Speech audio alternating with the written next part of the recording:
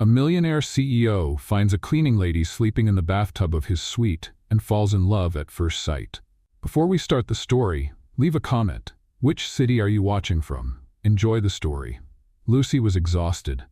After a whole week scrubbing floors like a private cleaning machine and folding endless sheets, this was the last sweet of the night. After this, I'm going straight home, sticking my feet in the fridge and collapsing on the floor, she mumbled, pushing the cleaning cart like a worn-out tractor. She entered the presidential suite, unimpressed by marble floors, crystal chandeliers, or towels folded into swans. All she wanted was to finish and go home.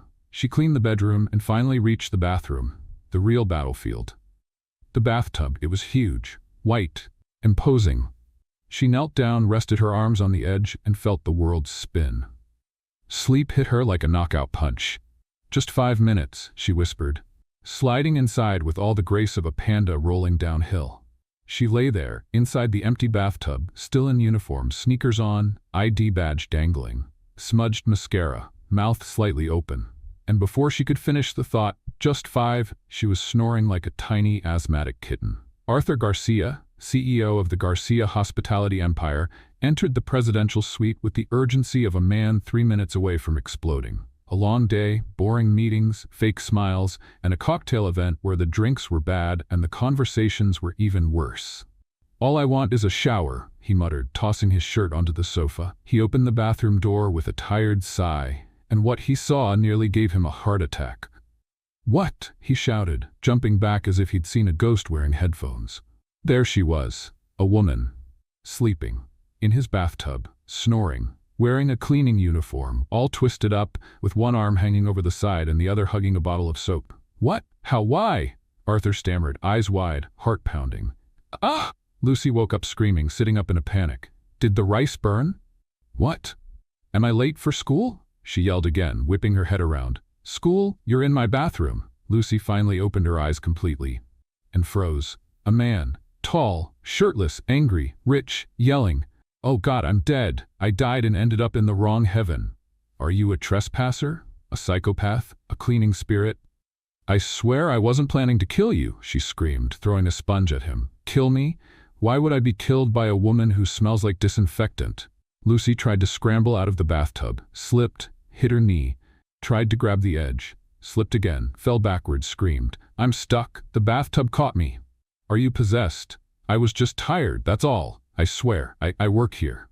Arthur paused. He looked at the ID badge around her neck. "Lucy Ramirez, housekeeping. You work here?"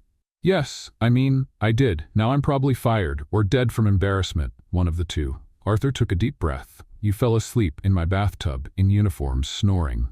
"You heard that?" she whispered, turning bright red. The entire hotel heard it. Lucy tried to get up, but her leg got tangled in a cleaning rag. She fell again, this time on her knees, arms raised.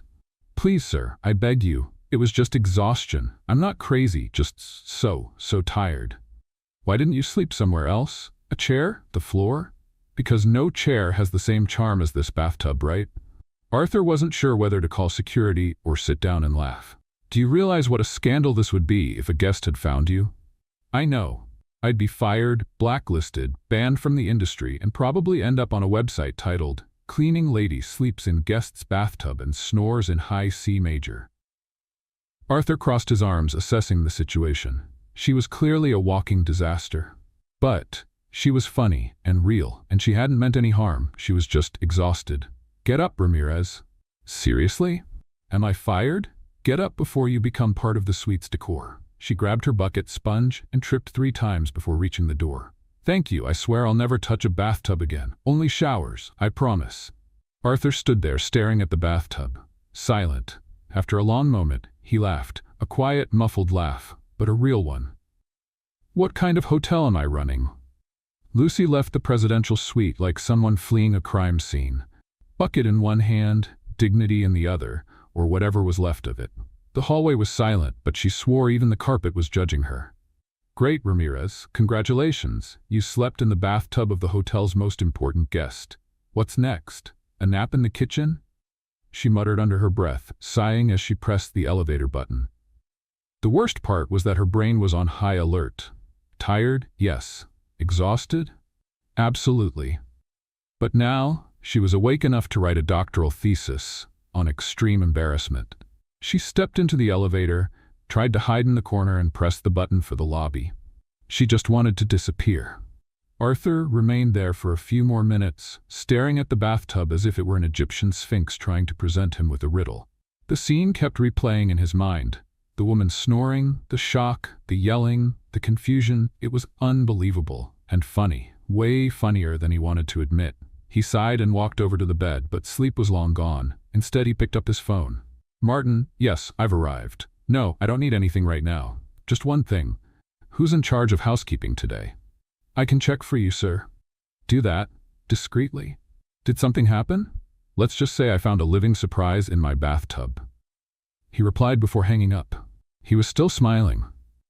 The next morning, Lucy woke up to her alarm ringing like the funeral bells for her own soul.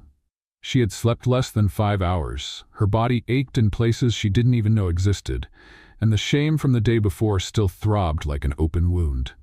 "Maybe if I quit before they fire me, I'll still look like a respectable person," she said to the mirror while brushing her teeth. But deep down, she knew she couldn't. She needed the paycheck, the overtime, and most of all, she needed to keep paying for her younger sister's prep course. She put on her uniform, threw her hair up in a messy bun, and rushed out the door to avoid being late. If she was going to get fired, at least she'd do it on time. The hotel was busier than usual. Guests, staff, the strong smell of coffee in the air. Lucy slipped past the front desk with quick steps, like she was on a secret mission to save her own reputation. She was determined to stay invisible all day. But the universe had other plans. During her break, she stepped out of the laundry room carrying a stack of bed sheets and ran straight into him. Arthur. No suit, no security, no warning. And of course, she tripped. The stack of sheets collapsed onto the floor like an avalanche. And to make things worse, one of them flew straight into Arthur's face, covering him from head to shoulders. "I didn't see you there," Lucy shouted, frantically trying to pull the sheet off as if she were defusing a bomb. Arthur calmly removed the fabric, his expression unreadable, and looked at her. Lucy smiled, or tried to. It was more of a nervous grimace than a real smile. "Listen, about yesterday." "Yes, about yesterday," he cut in, still serious. "I've already apologized mentally like 100 times. I just didn't text you because, well, I don't have the CEO's number. I didn't even know you were the CEO, or that you'd be in the room, or that it was your room. Anyway, I don't usually sleep in other people's bathtubs, I swear." Arthur raised an eyebrow. Sleeping in a stranger's bathtub doesn't exactly sound like a good habit. "Yeah, I know. Terrible choice. It's just... the sleep hit me so hard it was like some kind of orthopedic mattress hypnosis." Silence. Long enough for her to wish the ground would swallow her whole. Then, Arthur spoke. "Come with me." "Huh? Now? Like, now? "Yes, now. She stood frozen for 2 seconds, trying to figure out if this was a threat, an invitation, or the beginning of a corporate kidnapping. "I'm still in my uniform. Can I at least put the sheets down?" Arthur turned and started walking ahead, like the world was in slow motion, and he was the main character in an action movie. Lucy dumped the sheets onto a cart and ran after him, completely panicked. "Oh God, this is the day I become a meme," she whispered. Arthur's office was inside his presidential suite. Of course, because CEOs don't have regular offices. They have personal workspaces with city views, futuristic coffee machines, and sofas that look straight out of a European film catalog. Lucy stepped in like she was entering enemy territory. Arthur shut the door behind her and sat down in his chair, as naturally as someone who was always in control. "Sit. I'd rather stand, in a position of regret." "Lucy." She sat. "Okay, I'm ready to be fired now. Go ahead, be honest. Just let me know if I have to sign anything. Like, yes, I slept in the bathtub and won't sue the hotel." Arthur clasped his hands together and looked at her seriously. "I'm not going to fire you." She froze. "What?" "I'm about to make you an offer, but first I need to know, are you the kind of person who gets into trouble often?" "Trouble? Me? Of course not. I'm super professional, except yesterday, and that one time I dropped a jar of olives in the elevator." "Oh, and the time when, Lucy?" "Sorry." Arthur leaned back. "Starting today, you're taking on a new role. I want you to be my personal assistant." Silence. Her brain just crashed. "You're what?" Personal assistant. I need someone to help me escape boring meetings, dull dinners, ridiculous social events. Basically, someone to get me out of awkward situations without making me look like an idiot. Lucy blinked. Slowly. Are you serious? Completely. But I'm a housekeeper. Not anymore. Now, you're my assistant if you want the job. I don't own business clothes. I don't speak CEO language. I say dude when I get nervous. Arthur raised a hand, stopping her panic spiral. You don't need to look like an executive. Just be yourself. That's what caught my attention. Your honesty, your spontaneity, and, of course, the audacity to fall asleep in my bathtub. Lucy stared at him like he had just offered her a job as an astronaut. Is this a prank? Are there hidden cameras? I have better things to do than play tricks on sleepwalking housekeepers. She laughed, nervously. And the salary? 3 times what you make now. Oh. She almost fainted, but covered it up with a cough. Give me 2 seconds. She pulled out her phone and typed, Carla, if I go missing, it was the CEO. But I'm going out in style. Then she looked at him. Deal. Arthur gave a slight nod, a small smile on his lips. Great, you start tomorrow. The launch event for the new spa will be a good test. Lucy stood up, still in shock. Okay, I'll, get ready. Find something appropriate to wear. Practice polite smiles in the mirror. And maybe sleep in an actual bed. Excellent idea. At the door, she paused, turned back, and asked, just out of curiosity, why me? Arthur thought for a moment. Because you're the only person in this hotel who's made me laugh in months, and I'd rather have someone who makes me laugh than someone who puts me to sleep with boredom. She smiled, walking out of the office almost floating. Okay, but just to be clear, the bathtub is still yours. Later, in the employee cafeteria, Carla, Lucy's chatty best friend, nearly choked when she heard the news. You're going to be the CEO's assistant? He's totally in love with you. I saw this in a movie. Oh, Carla, don't start. I can barely walk in heels, and tomorrow I have to smile and act normal. That's never going to happen, Carla said, already grabbing her phone. This is going viral. Lucy rested her forehead on her dinner tray. What have I done with my life? And yet, deep down she was excited. Very excited. The next morning, Lucy woke up with her heart racing, like she was about to run a marathon. In high heels. She looked at herself in the mirror and told herself, you will not faint. You will not trip. You will not mistake a waiter for an investor. And for the love of your reputation, you will not sleep in bathtubs today. She took a deep breath. She had been through a lot in life, but none of it involved heels, executive brunches, or words like networking. She put on the only business-appropriate outfit she could borrow from Carla, a baby pink blazer that made her look like a toddler lawyer. Her hair was pulled into an elegant bun, or at least that was the idea. In reality, it looked like a carefully arranged bird's nest. At the hotel, she went straight to Arthur's office. But before knocking, she checked her breath, straightened her posture, and practiced her professional yet approachable but slightly mysterious smile. What she didn't expect was to open the door and find Arthur standing there, wearing only dress pants, buttoning up his shirt. She froze. Oh my! She yelped, spinning around so fast she nearly broke her neck. Arthur, unfazed, calmly finished buttoning the last button, like this was just another day at the office. You're early, he said, as if standing half-dressed in his office was part of normal business protocol. I didn't know. There was no sign saying, in the middle of dressing. I'm new here.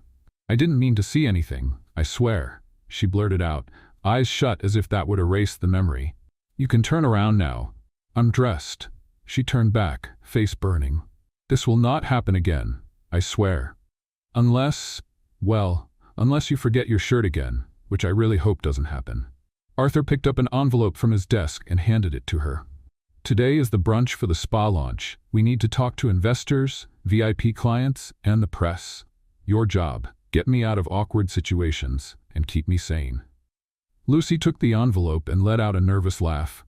And what if I'm the awkward situation? So it's going to be an authentic debut, he replied, with that little smirk that made people want to either laugh or punch him. A few minutes later, Lucy stepped into the event hall like someone invading a crystal castle. Everything was so bright.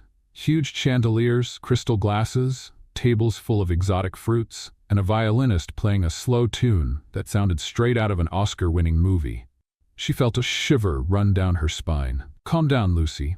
Just smile, stay close to the boss, and don't break anything expensive, she whispered to herself. Arthur walked in right behind her, now in full CEO mode. Impeccable suit, neatly styled hair, neutral expression. Breathe, and remember, if I get cornered by someone annoying, you save me. Be creative.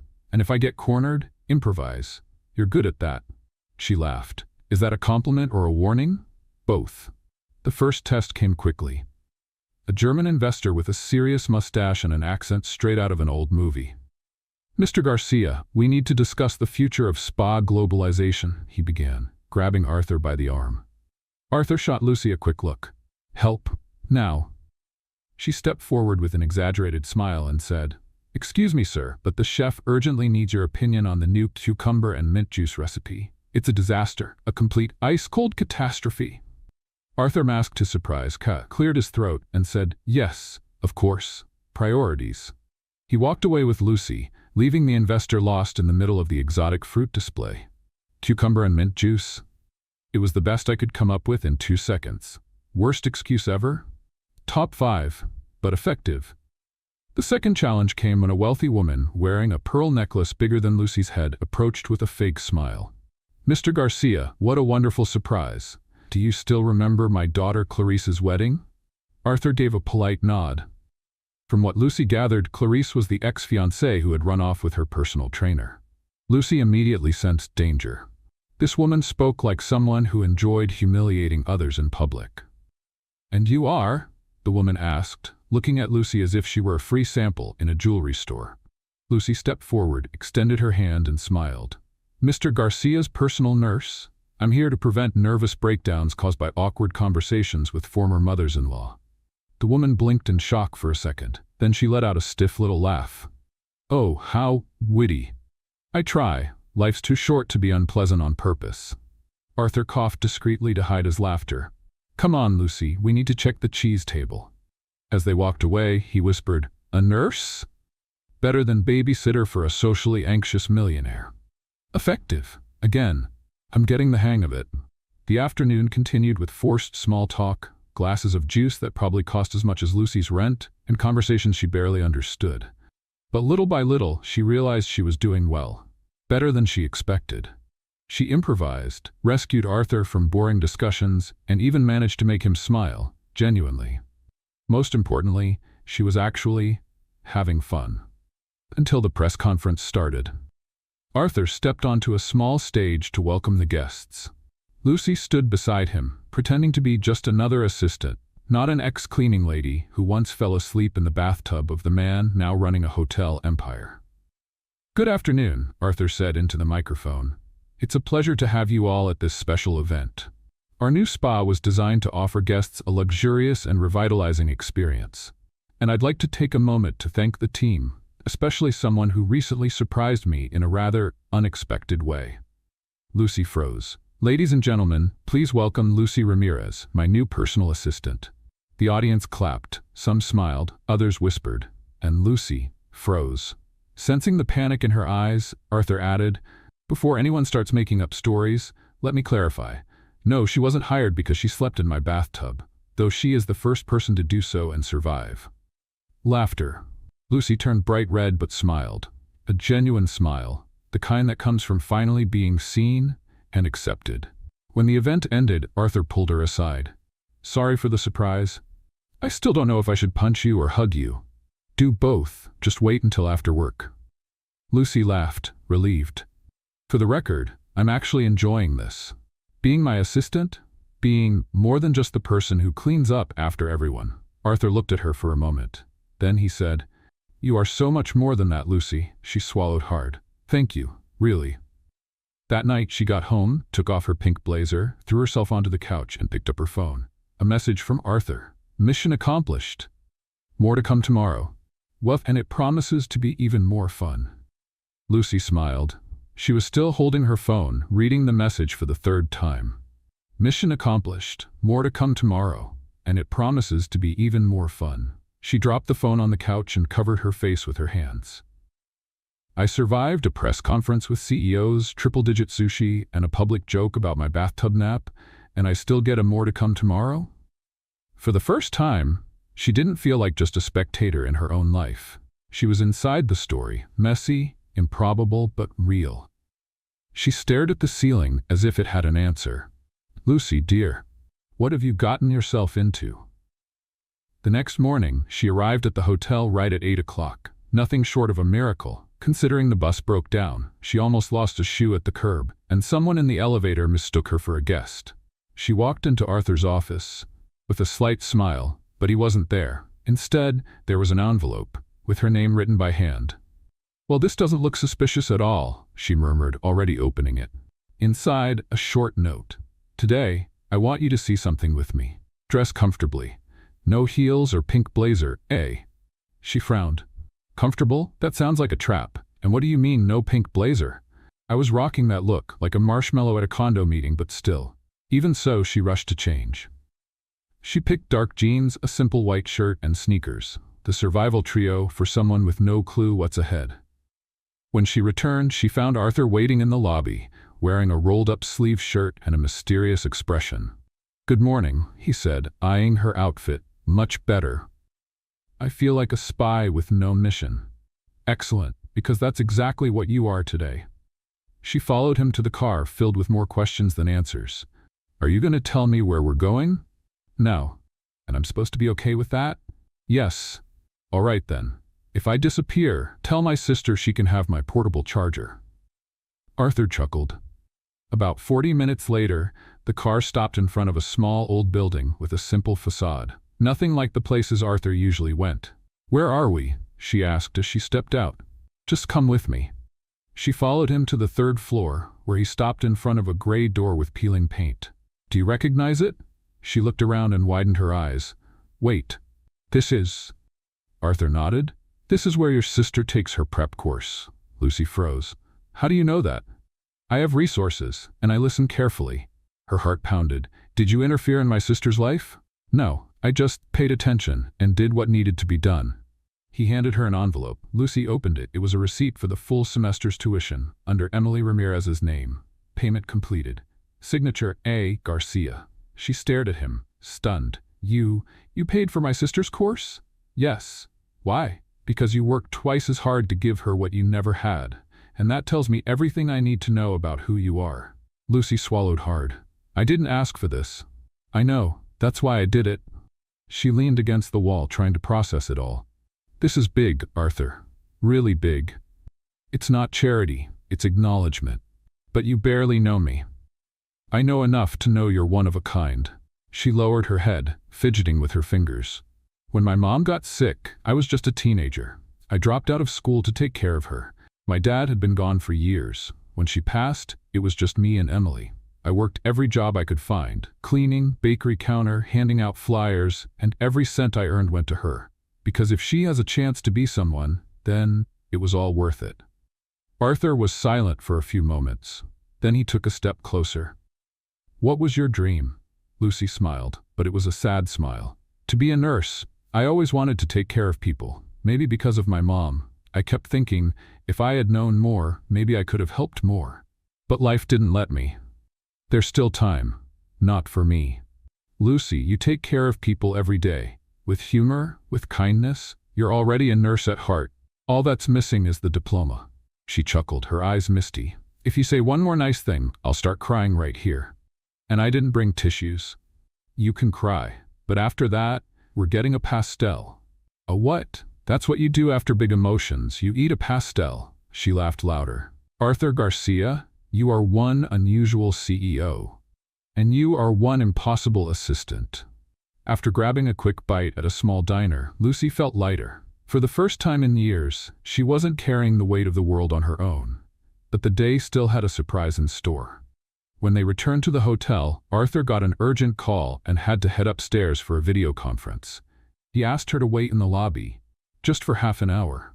Lucy sat there, watching the guests come and go, the expensive luggage, the conversations in different languages. It was a whole different world. And then, without meaning to, she heard her name. Lucy Ramirez? The girl he introduced at the press conference? It was the voice of one of the receptionists, the blonde with pin-straight hair, a sharp smile, and a not-so-friendly gaze. "Ashley." They say she used to work in housekeeping, slept in the CEO's bathtub, and now she's his personal assistant. I'd call that a lucky break with a little bit of flirting, Ashley said, dripping with sarcasm. The other employee, Madison, chuckled. Seriously? This sounds like a streaming show. Lucy took a deep breath, stood up, and walked toward them. Hey ladies, everything okay? Ashley turned pale. Oh hi Lucy, I didn't realize you were so close.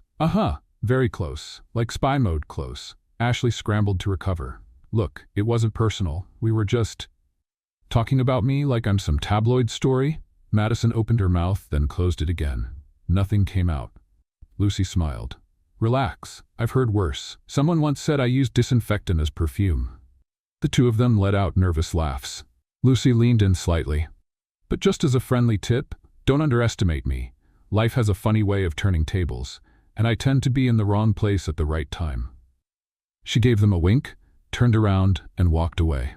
By the time she reached the office, Arthur was still on the phone, but he noticed her out of the corner of his eye and wrapped up quickly. Everything okay? Gossip, judgmental stares, and a touch of sarcasm. The fame package. Want to switch jobs? And give up my chance to keep annoying you with random comments? Never. Arthur chuckled. Tomorrow, we have a dinner with sponsors. Are you coming? If they serve pastries as appetizers, maybe. There will be wine. You've convinced me. That night, Lucy lay in bed with her mind racing. It wasn't just about the new job. It was about being seen, being recognized, being respected. She stared at the ceiling and thought, maybe I don't have to be a nurse to take care of people.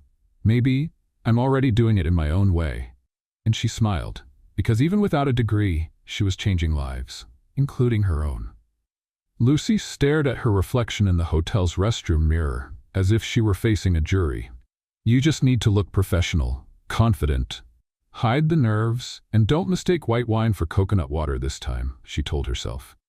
Tonight's sponsor dinner was her second big event. The first had been a mix of chaos and charm, cucumber juice, sarcastic socialites, and an unexpected press conference. But now this was a whole different level. Arthur had said, tonight you'll meet the heart of our empire. The sponsors are demanding, influential, and incredibly boring. That's why I need you. So here she was, in a borrowed burgundy dress, this time from her upstairs neighbor, her hair in a decent bun, and a tiny clutch that held exactly three things: her phone, lipstick, and dignity, though there was plenty of room left for the last one. As she left the restroom and walked toward the private dining room, she felt her heels wobble. But her stride was steady, her expression perfectly rehearsed. I'm amazing, and I'm totally not faking it. Arthur was waiting near the entrance. Dark gray suit, neatly trimmed stubble, and that effortless air of someone who was born wealthy. When he saw her, he paused for a second. You look elegant, professional, impressive, different. Lucy raised an eyebrow. Was that a compliment? I'm still deciding.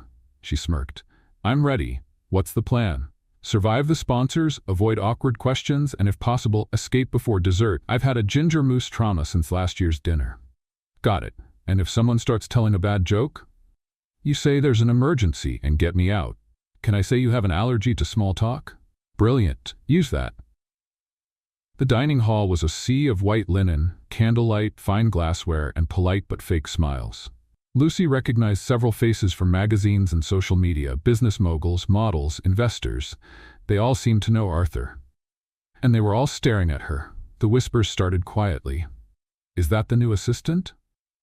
Is she the one from the press conference? I heard she was a cleaner. Now she's with the boss.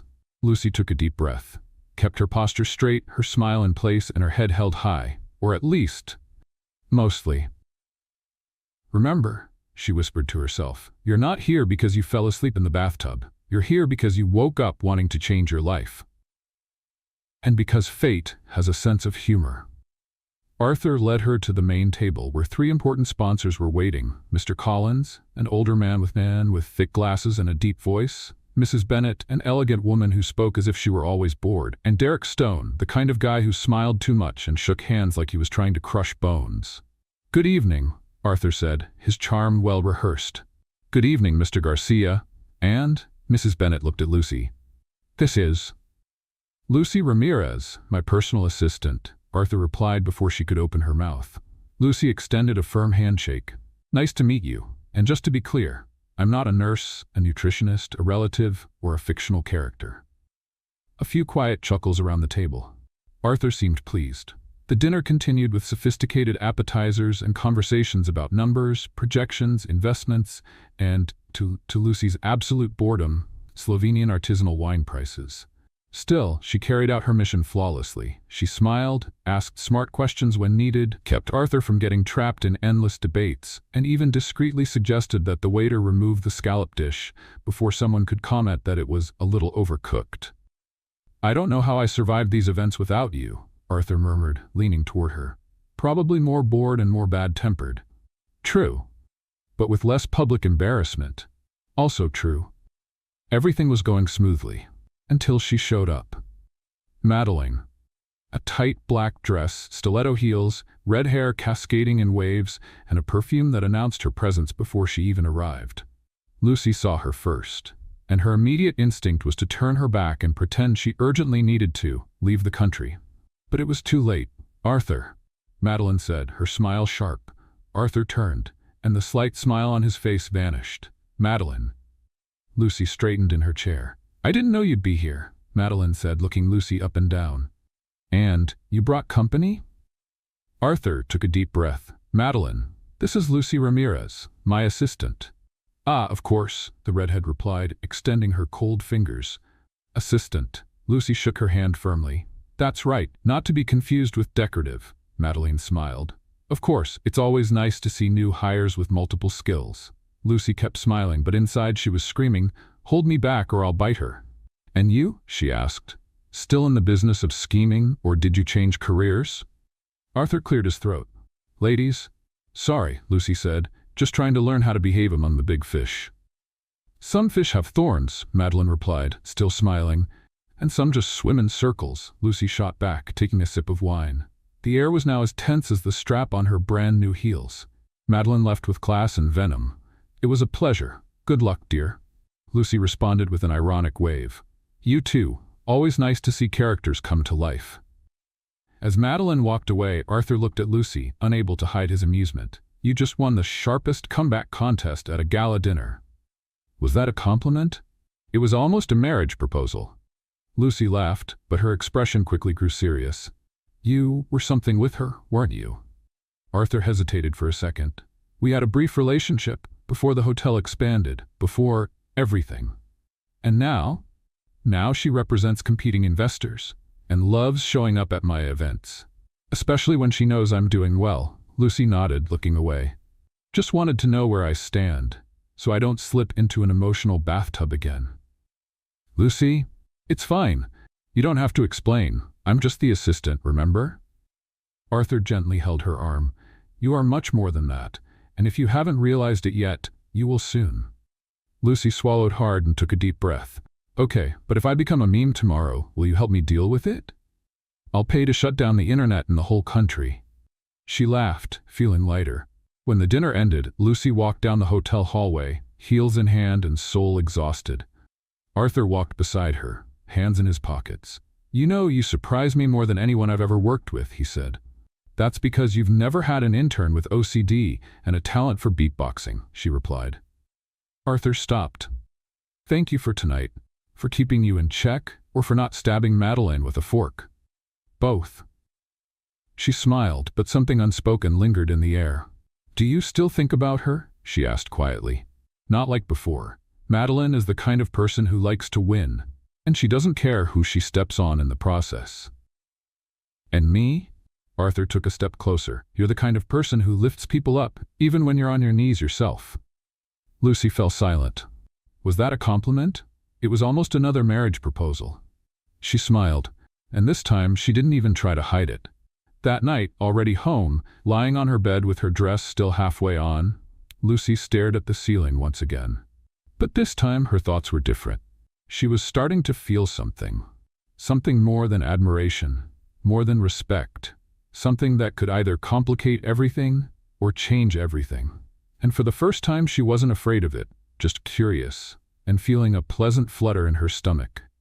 Lucy's phone buzzed nonstop. Still lying down, she lazily reached for it on her nightstand and squinted at the screen. Lots of messages. Group chats, notifications. One of them was from Carla. "Girl, have you seen what they're saying about you?" Lucy frowned, still trying to wake up. This never starts well. She opened the group chat. "United Cleaners will never be defeated," and saw the screenshot. It was a headline from a gossip page with nearly 300,000 followers. "Housekeeper becomes CEO's assistant after falling asleep in presidential suite. Sources say, romance on the way?" The photo was a terrible montage of her holding a wine glass next to Arthur taken at some event. An arrow pointed to his slightly inclined arm with the caption, "Suspicious touch?" "Oh my God!" Lucy shouted, sitting up as if the mattress had turned into a hot plate. Notifications kept coming. "Is it true that you and Mr. Garcia? Girl, you're everywhere. Even in the laundry group. I'm rooting for you. Way to go, boss." Lucy ran her hands over her face. "Okay, stay calm. It's probably just a silly article. It'll blow over. People forget these things in 2 days." But she knew it wouldn't be that simple. At the hotel, the atmosphere was strange. Employees whispered in the hallways. Some greeted her with curious looks, while others avoided eye contact. In the staff break room, there was only one topic: Lucy. She walked past, pretending not to hear. When she arrived at the office, Arthur was already waiting. Wearing a suit, seated at his desk, phone in hand, his expression serious. As soon as he saw her, he set the phone aside.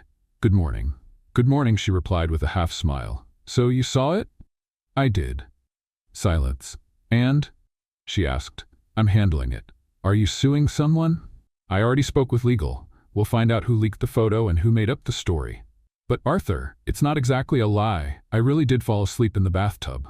"You fell asleep from exhaustion, not to seduce anyone, and you became my assistant because you're talented, not for ridiculous reasons."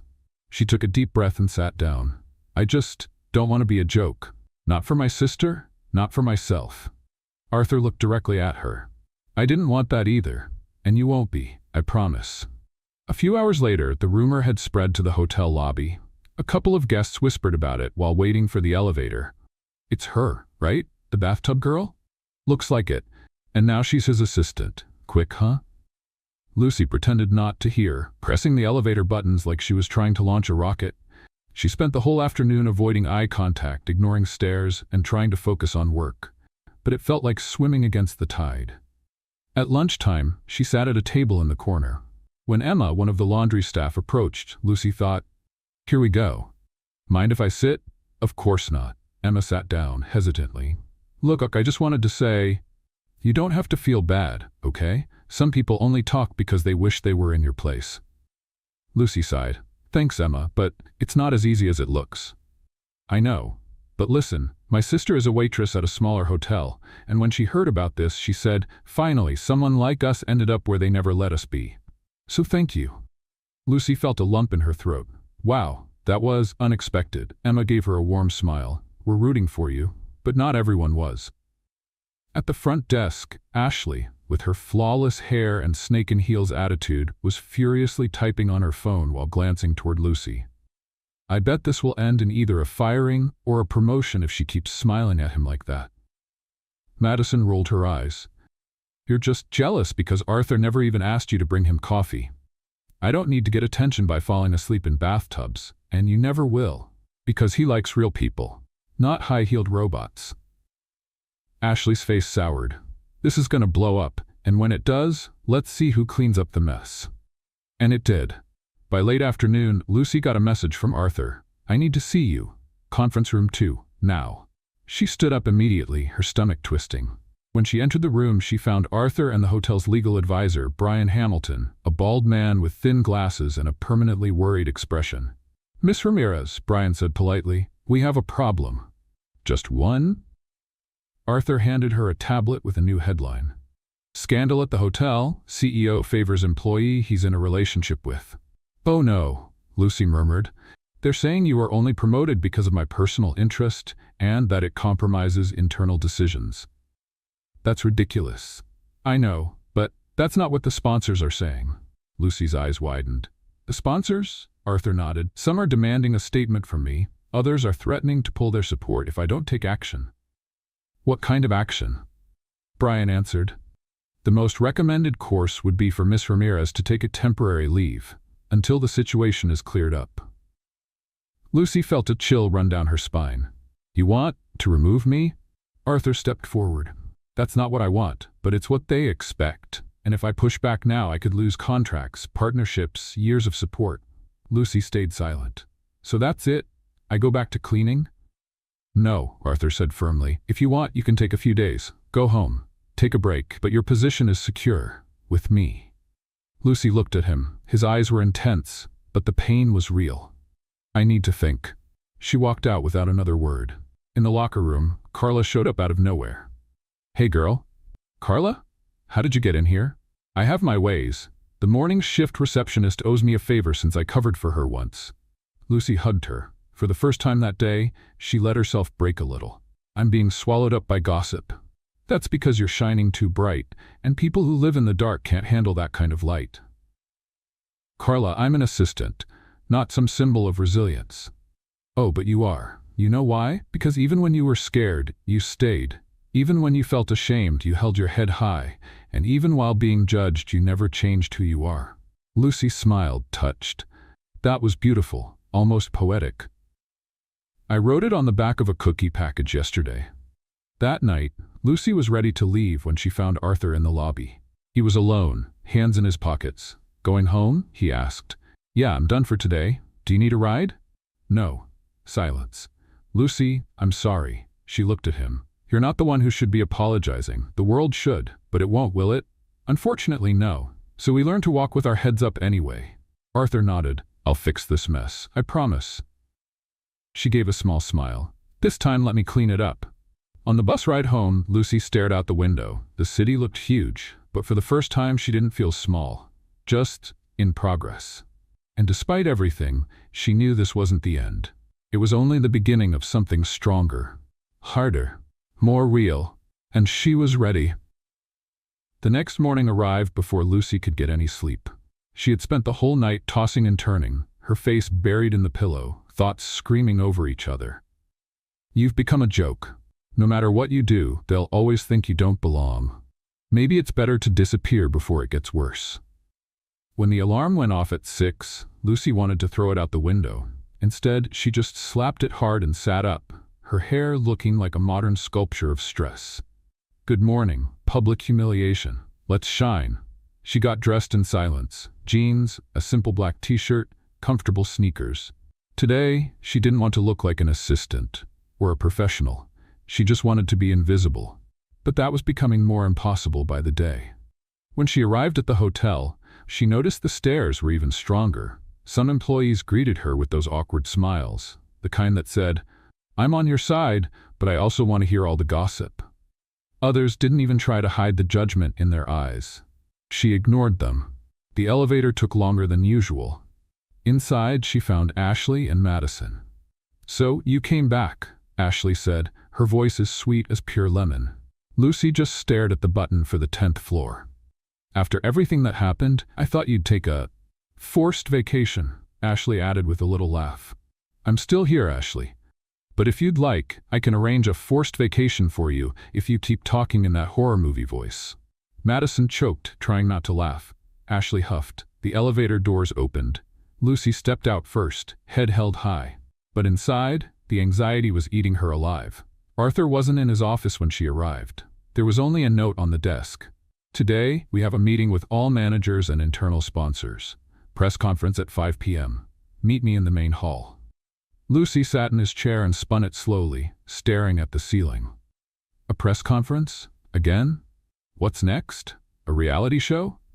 She sighed, closed her eyes for a moment, and tried to breathe deeply. But that feeling of not belonging was coming back full force. In the middle of the afternoon, Lucy decided to do something she had been avoiding for weeks, visiting the floor where the cleaning staff still worked. She went up and found Emma, the laundry girl, neatly folding sheets. Lucy, Emma said, surprised. Wow, I thought you had forgotten about us. Me? Never. I just got caught up in a whirlwind of sushi, high heels, and gossip. Emma laughed. So, how are you? Not great. Feels like every time I try to fit in, the world says, no thanks. Emma paused for a moment and then said, we're all rooting for you, you know. Because if you make it, it feels like everyone who scrubs bathrooms, folds laundry, and works behind the scenes can make it too. Lucy swallowed hard. Thank you. Really. Don't let those spoiled people break you, Lucy. They have no idea how strong you are. She smiled, but deep down she knew that sometimes even she didn't realize her own strength. At exactly 5 p.m., Lucy walked into the main hall. There was a small stage with microphones, rows of chairs, and a filming crew from the hotel. Arthur was already there, talking to the marketing director, Jason Miller, and the legal advisor, Brian Hamilton. When he saw Lucy, Arthur immediately walked over. I'm glad you came. I still don't understand what this is. You will. He pointed to the front row and asked her to sit there. She eyed him suspiciously. Arthur, what are you up to? Just trust me. She sat down, but her heartbeat was so loud it felt like it echoed through the room. Minutes later, the guests started arriving. Managers, sponsors, shareholders, and a few familiar faces from high society. And of course, Madeline. She wore a white blazer and high heels, clearly aware she would be noticed. She walked past Lucy without saying a word but flashed that smirk that said, "You're going to fall, you just don't know when." Lucy pretended not to notice. Arthur stepped onto the stage, took the microphone, and took a deep breath. Good afternoon, everyone. Thank you for coming on such short notice. This emergency meeting was called for one reason only, to put an end, once and for all, to the rumors surrounding my personal assistant, Lucy Ramirez. Lucy froze in her chair. A murmur spread through the room. Arthur continued. In the past 48 hours, there has been speculation online that Miss Ramirez was promoted for personal reasons, based on assumptions, lies, and a single photo taken out of context. More murmuring. Some laughter. So let me be clear. Lucy Ramirez is my assistant because she is the most qualified person for the job. And no, this has absolutely nothing to do with favors, romantic interest, or any other kind of relationship. Lucy's eyes widened. What? Arthur went on. If anyone here believes that a person's competence is measured by where they come from rather than the quality of their work, you're in the wrong place. Some of the audience murmured in agreement. Others remained silent. Lucy started at this hotel cleaning bathrooms. She once fell asleep in a bathtub after a 15-hour shift, and even then, when she woke up, she apologized and went right back to work. Since then, she has pulled me out of embarrassing situations, stood up to powerful people, and done more for this hotel than some who have been here for years. Jason, the marketing director, nodded subtly. Arthur finished. I'm not letting her go, I'm not apologizing, and if anyone wants to reconsider their partnership with this hotel because of that, the door's open. Silence. Then, from the back of the room, a male voice spoke up. I support Miss Ramirez staying. It was Mr. Bennett, one of the hotel's longtime sponsors. Soon, others started murmuring their agreement. Emma, who had been sitting quietly in the back, cheered. That's right. Lucy looked at Arthur, unsure whether to laugh, cry, or run up and hug him in front of everyone. Arthur looked straight at her, without a microphone, and simply said, Thank you for not giving up. She nodded and smiled. A smile full of everything, gratitude, relief, and something more. Something that grew every time he did what no one else had ever done for her. Defend her. At the end of the event, as the hall was emptying out, Lucy walked up to him. You're crazy. I've been told that before. You just picked a huge fight for me. No, with you, not for you. She crossed her arms. You do know this will have consequences, right? I'm used to those. Silence. Lucy took a deep breath. Thank you. Arthur stepped closer. Do you understand now why I insisted on keeping you here? Yes, but it still feels surreal. Good, let it stay that way. Oh, and just so you know, she added, Madeline nearly exploded with rage while you were speaking.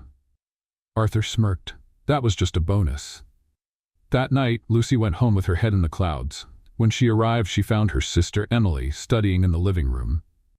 Hey, Lucy said, taking off her shoes. How was your class? Tiring, but good. My biology teacher is crazy. He said he's going to teach genetics using playing cards. That's innovative. And you, how was your day? Lucy smiled. The best and the craziest, but the best. Emily watched her for a few seconds. You like him, don't you? Lucy's eyes widened. Who? Your boss.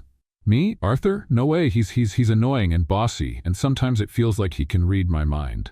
So that's a yes? Lucy sighed. Maybe, but he's my boss and that world isn't mine. Not yet. Lucy smiled, thoughtful. Not yet. That night, before falling asleep, Lucy got a message. "Arthur, you're amazing. Thank you for staying." She replied, "If you keep complimenting me like this, I'm going to start charging emotional overtime. I pay in compliments and coffee. Tomorrow, 8 a.m.? I'll be there, ready for another elegant scandal." And just like that, she fell asleep with a smile on her face, because now she knew, no matter what people said, she belonged, and no one was going to take that away from her. Lucy sat at Arthur's office desk, holding a cup of coffee that was still warm but had already lost half its flavor. Or maybe it was just her brain struggling to process everything that had happened in the past few days. She stared at the computer screen, where an email titled "Executive Presentation, New Spa Complex Launch" blinked, waiting to be finished. But her mind was miles away. "You're amazing. Thank you for staying." Arthur's message from the night before kept replaying in her head. It wasn't about the words. It was the way he spoke, the way he wrote, the way he looked at her, as if he had seen parts of her that even she had forgotten existed. She let out a sigh and slowly spun in the swivel chair. That's when Arthur walked in. His dress shirt sleeves were rolled up to his forearms, his hair was slightly tousled, and he had a phone pressed to his ear. "Yes, Jason, no problem. I'll call you as soon as the layout is finalized," he said before hanging up and turning to her. "Good morning." Lucy raised her cup and nodded. So. Didn't sleep well? I slept under the weight of 1,000 judgmental stares. But other than that, all good. Arthur pulled out a chair and sat across from her, watching her closely. "You're still thinking about what happened?" "No, now I'm thinking about what will happen when I mess up again. Because with my luck, I'll probably slip on a polished floor, on live television." He chuckled. "You handled everything better than a lot of people who have worked with me for years. You say that because you've never seen me cry over a documentary about an abandoned penguin." Arthur leaned forward, resting his arms on the desk. "Lucy, can I ask you something?" "Sure. But if it's about what happened yesterday, I'll only answer if it comes with a scoop of ice cream. It's about you." She raised an eyebrow. "Me? What do you want?" Lucy blinked. "Huh? What do you mean? In life, in your future, what do you want, besides surviving the corporate world and avoiding becoming an internet meme?" She was silent for a few seconds. "I want my sister to go to college. I want her to never have to work 14-hour shifts just to pay rent.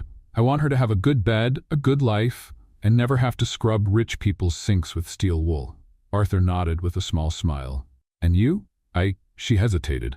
"I'd like to study, maybe nursing. Medicine is too far out of reach, but taking care of people, I've always liked that, but I don't know if it's too late." "It's never too late."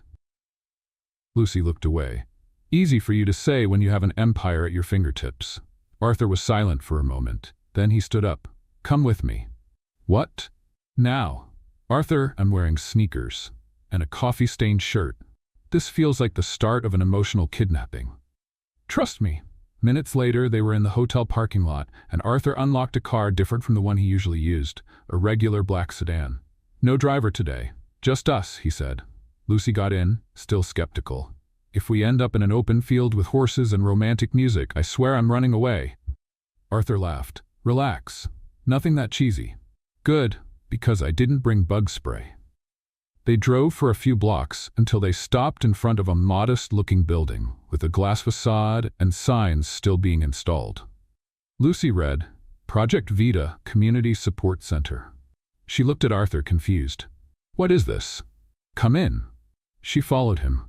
Inside, there were spacious rooms, some still under renovation, with furniture being assembled, boxes of school supplies, brand new computers, and a small library in the process of being organized. "This is my new project," Arthur explained. "A support center for families in vulnerable situations. Classes, medical support, workshops, a community dining hall." Lucy looked around in silence, taking in every detail. "And what does this have to do with me?" Arthur stopped in front of one of the rooms, where a plaque was waiting to be mounted. "Lucy Ramirez Room, Training in Dreams." She froze. You're joking, right? This room will offer scholarships and basic training for young adults who want a second chance. And it's named after you. Because you inspired it." Lucy covered her mouth, her eyes welling up. "Arthur, I got the idea after our conversation about nursing. You said you wished you could have helped your mom more. And I thought, Maybe you still can, starting here. She took a deep breath. This is too big. It's the least you deserve. They stood in silence, the kind that doesn't feel heavy but fills the space, a silence that said everything. Arthur looked into her eyes. You changed me, Lucy, ever since that day in the bathtub. She let out a nervous laugh. I still think I should have been fired on the spot. Good thing you weren't. She took a step closer. Arthur. If you kiss me now, it's your fault. He smirked. And if I say it's your fault, then I'll accept it, because I want to, too. And then, without another word, he gently pulled her in by the waist and kissed her. It was soft, unhurried, but full of everything they had been holding back for too long. The doubts, the jokes, the looks, the silences. It all fell into place in that moment. When they pulled away, she kept her eyes closed for a second. Okay, that was unexpectedly good. Better than a pastry? Almost. They both laughed. Well, now we have a problem, Lucy said. Why? Because now I'm going to have to kiss you again someday. Let's put it on the calendar. Schedule it after my next existential crisis. Already reserved. Back at the hotel, Lucy's mind was still spinning. The kiss, the community center, the room with her name on it. It was all too much. And yet, it felt right. But of course, the universe never lets things stay calm for long. She was in the elevator when she ran into Madeline. Of course. Well, if it isn't the celebrity of the week, Madeline said, stepping into the elevator with a smug smile. Lucy kept her expression neutral. Madeline, what an almost sincere pleasure. I hear Arthur has a new hobby, building shelters and handing out kisses. And I hear you've been trying to understand the concept of humility. How's that going? Madeline laughed. You know this won't last, right? The elevator? I hope so. We still have 4 more floors. No, your story. This, you and him. It's not real. Just charity disguised as romance. Lucy took a deep breath. You know what the difference between us is? Oh, I can't wait to hear. You want to win. I just want to live. The elevator arrived. Lucy stepped out first. Good luck with that, Madeline. You'll need it more. But Lucy didn't look back, because for the first time she wasn't afraid anymore. That night, at home, Emily was waiting for her with the table set. I made frozen lasagna, nothing more gourmet than that. I kissed Arthur. Emily nearly dropped her fork. You did what? It was spontaneous and intense, but beautiful. Oh my God, is this serious? Lucy sat down, smiling. I think so. And now? Lucy looked up at the ceiling, thoughtful. Now I figure out what it's like to experience something I never thought I could, Emily smiled. And here I was thinking my test score was the big news of the day. They both laughed, and Lucy knew something was really changing. Not outside, but inside. The morning after the kiss, Lucy woke up with her heart racing and a silly smile stuck on her face. A smile she tried to hide, failed, tried again, and failed again. Okay, Ramirez, she said to the mirror. You kissed your boss, a billionaire CEO. Now what? Sing in the hallway?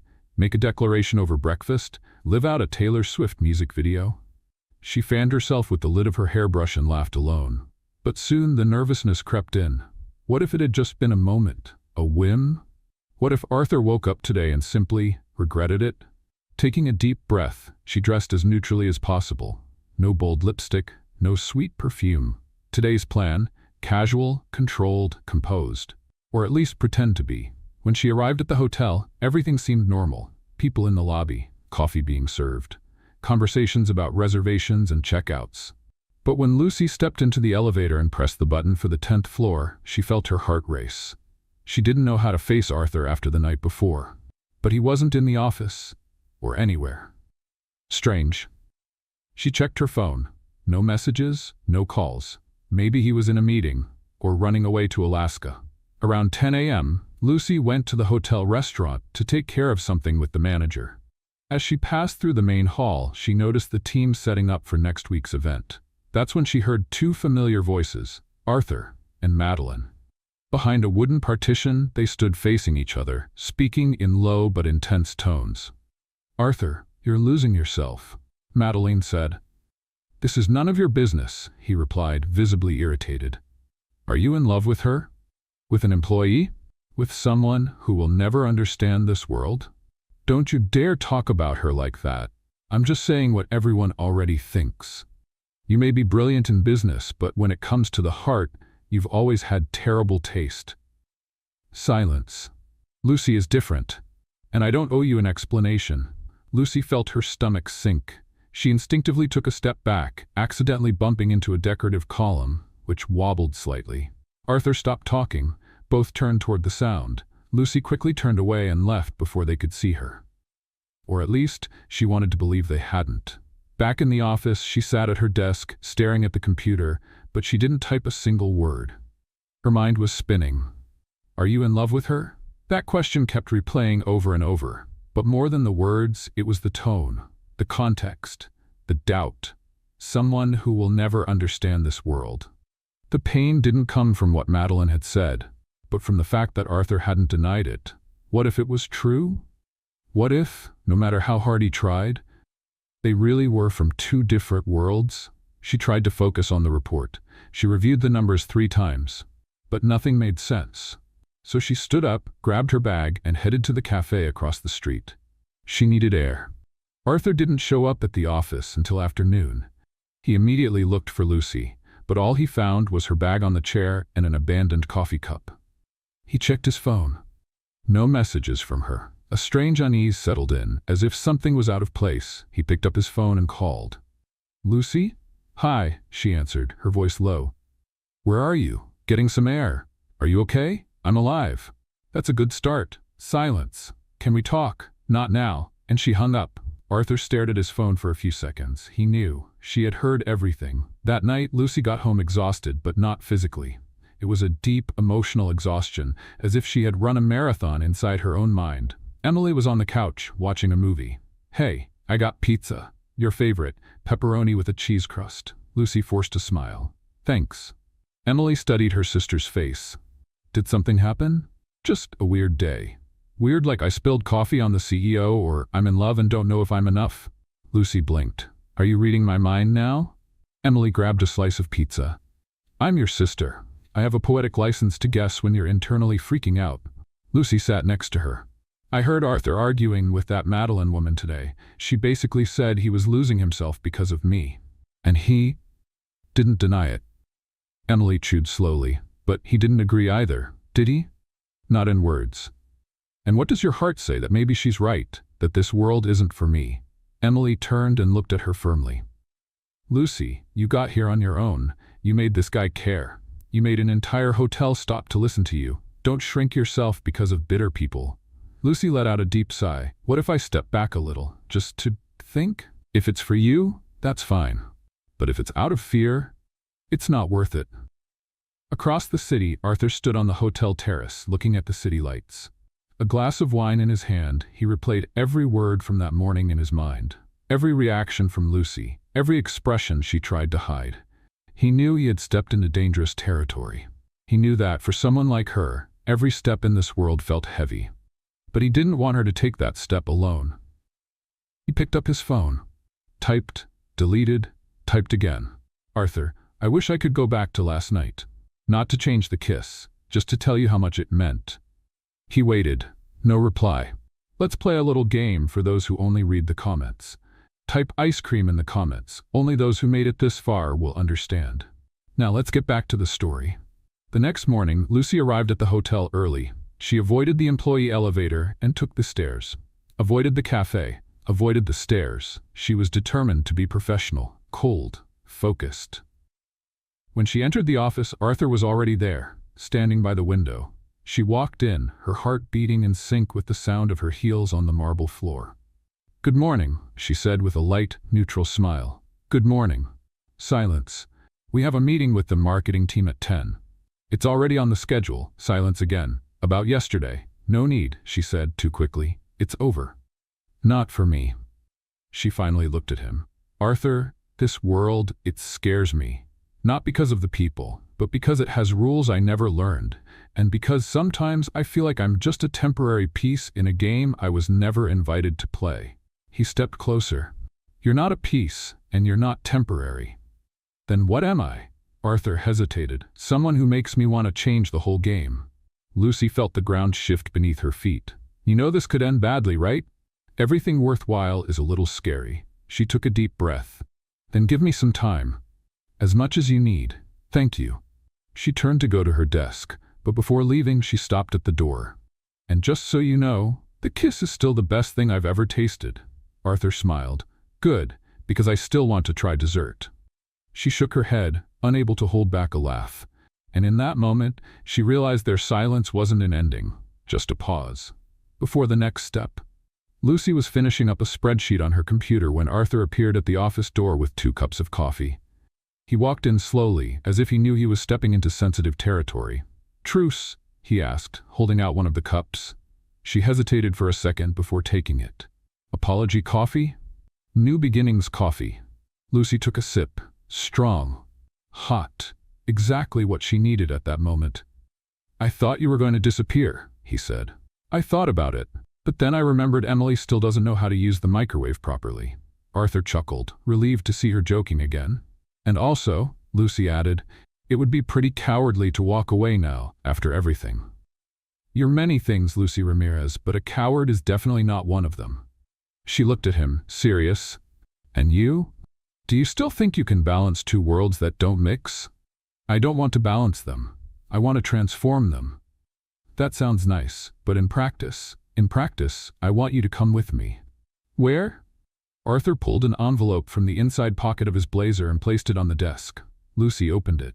Inside were 2 plane tickets. "Paris? International Food Event. Project Vita has been nominated for a Social Impact Award, and I want you to present it with the team." Her eyes widened. "Me? Present? In Paris? You know every detail. You were the one who inspired the idea. And besides, there are still too many people who need to see what a former janitor can do." Lucy ran her fingers over the envelope carefully, as if it were made of glass. "And what do you expect to happen there?" "I expect you to be proud of who you've become. And I expect the world to see what I've seen since the day you woke me up snoring in a bathtub." Lucy laughed, surprised at how possible it all seemed now. "And us?" she asked, her voice softer. Arthur stepped closer. "We go together, one step at a time. No pressure, no labels, just whatever is real."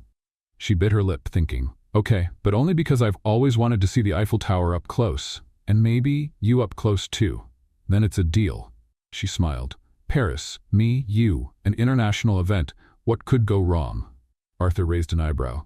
"Lucy, all right, don't finish that sentence. I've learned that asking that question is basically a curse." That night, Lucy walked home with a quiet smile on her face. A light breeze played with her hair, and for the first time in a long time, the world felt light. When she arrived, Emily was waiting with a tub of ice cream and a look that demanded answers. "Talk, now." "Paris. What?" "Arthur wants to take me to Paris, an event, presenting Project Vita." "I knew it," Emily shouted. "This is a movie, Lucy. You're living a movie. Calm down, there are still 2 chapters left for everything to go wrong." Emily laughed. "And are you going?" Lucy sighed.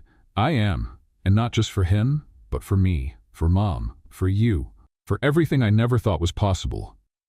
Emily hugged her tightly. "Go and make it count." Lucy closed her eyes. She was ready.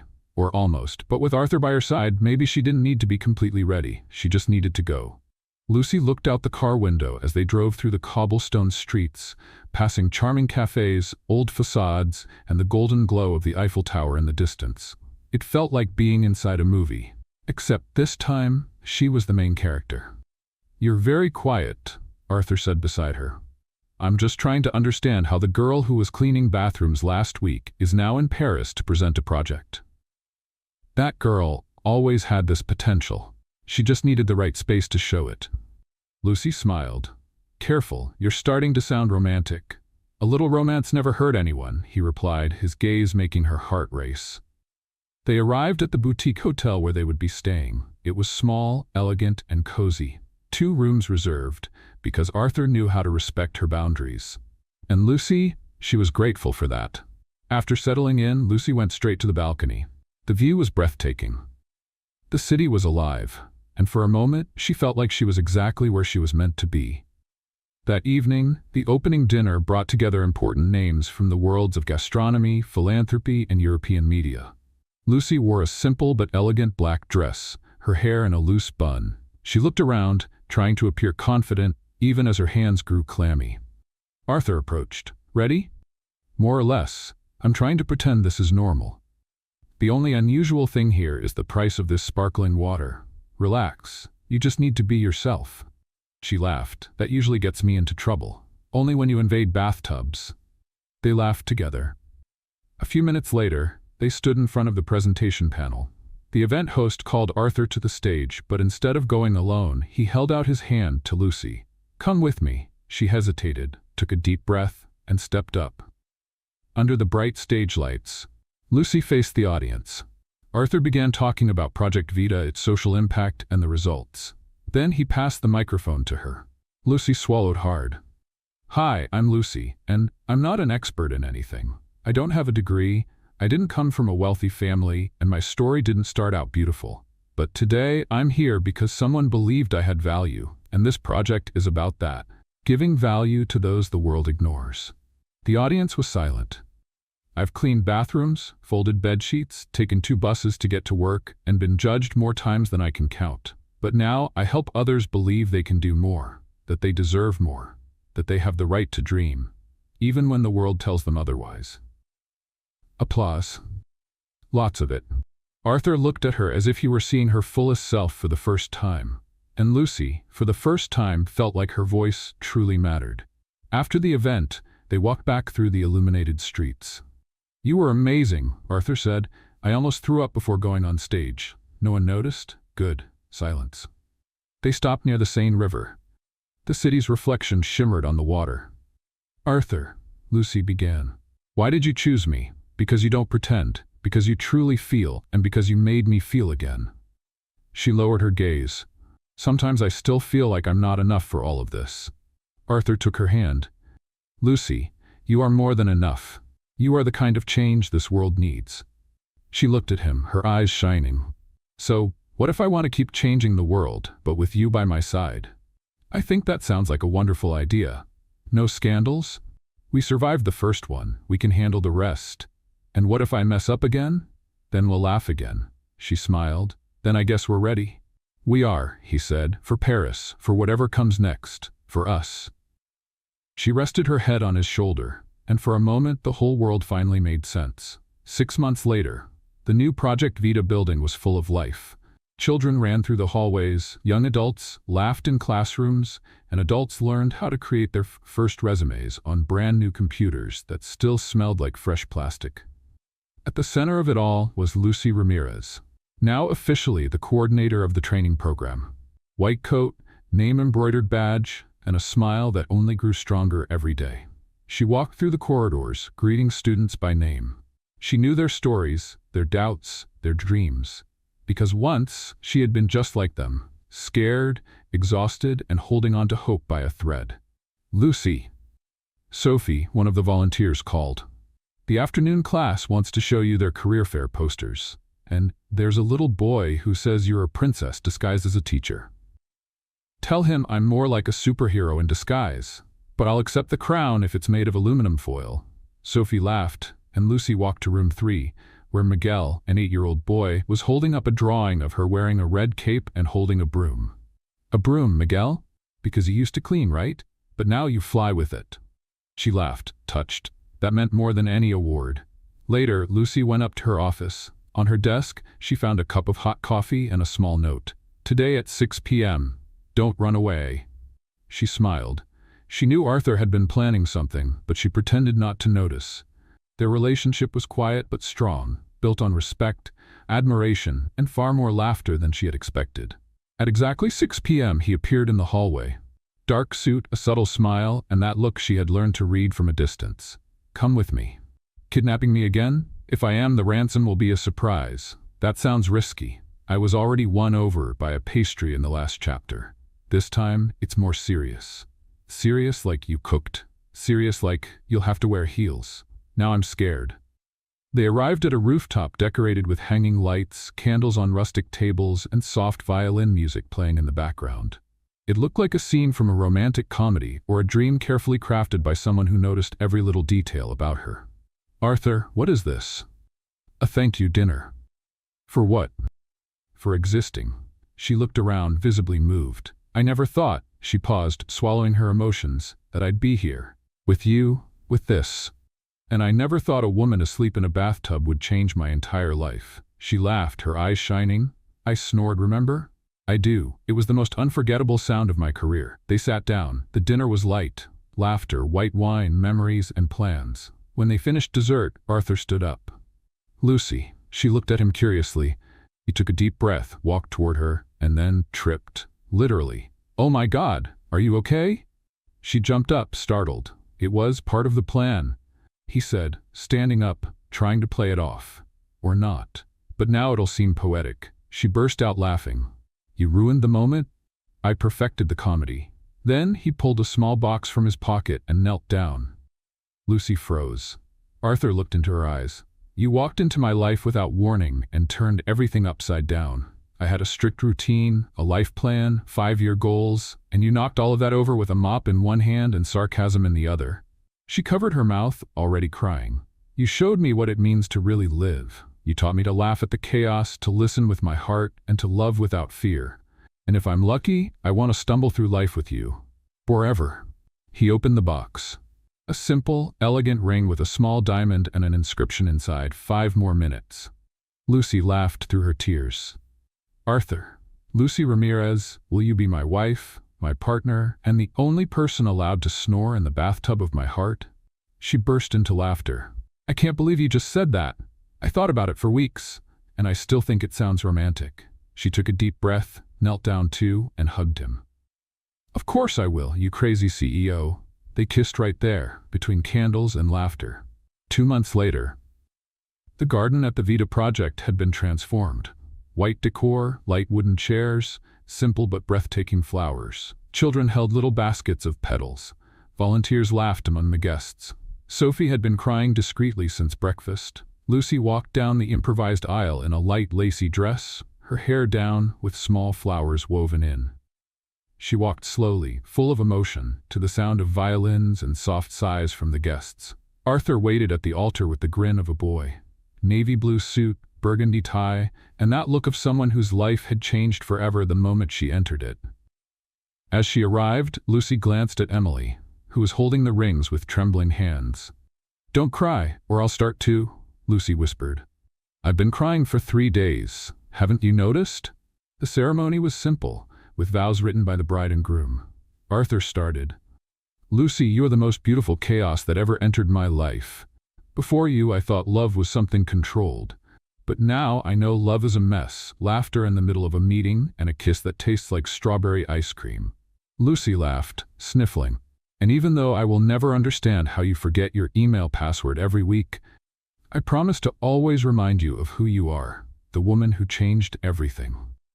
Lucy took his hand and began. Arthur, you were the last thing I expected. A man in a suit, serious face, and a heart that, luckily, I discovered was enormous. You saw me when I didn't even know there was anything left in me to be seen. She was laughing and crying at the same time. I promise to love you even on the days when you're unbearably punctual, even when you try to cook and fail miserably, and even when you wear a tie that matches your socks, especially on those days. Everyone laughed. Emily handed over the rings. The two exchanged a look as if the whole world had gone silent. I love you, Arthur said. I love you too, my real-life CEO. When the officiant officially pronounced them married, Arthur kissed her with the same emotion as their first kiss. And Lucy smiled, knowing she would never be alone again. At the reception, Arthur pulled Lucy to the middle of the dance floor as a slow song played. They danced awkwardly, laughing and whispering jokes to each other. Are you ready to sleep next to a professional snorer? Since day one. And if I snore again, I'll record it and make it my ringtone. Lucy threw her head back, laughing. You are the best mistake I ever made. Arthur pulled her closer. And you are my favorite beginning. Later, as they left the party and walked toward the car decorated with tin cans and a makeshift sign that read, Just married and still alive, Lucy looked back at all the smiling faces and then at Arthur. You know what's crazy? What? All of this started with a nap. The best love stories start when we least expect them, and when we accidentally fall asleep. They laughed and kissed again. Because there, among confetti, friends, and love, Lucy knew she had finally found her place in the world. and this time she didn't need to wake up. What did you think of Lucy and Arthur's story? Leave your thoughts in the comments. Rate this story from 0 to 10. What score would you give it? Subscribe to the channel and turn on notifications to follow all our stories, and check out more heartfelt stories by clicking here on the final screen.